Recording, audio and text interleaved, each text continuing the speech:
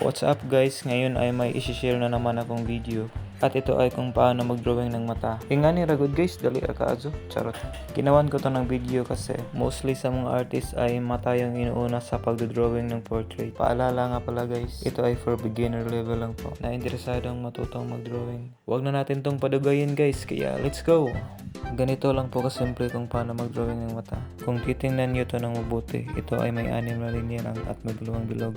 Lagyan mo lang ng konting curve ang bawat linya at i-connect-connecta hanggang makakabuo ka na ng mata.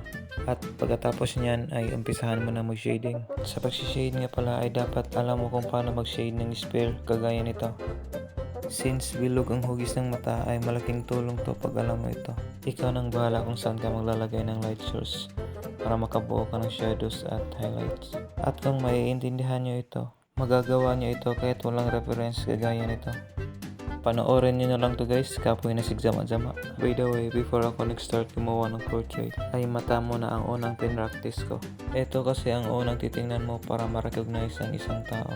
At sunod naman ay nag-practice na rin ako mag-drawing ng ilong at bibig hanggang sa makabuo ako ng mukha.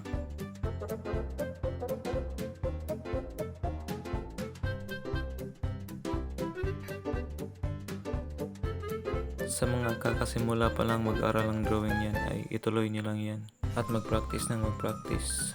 Boring ang pagdodrawing pero iba ang saya kung may obra kang natapos.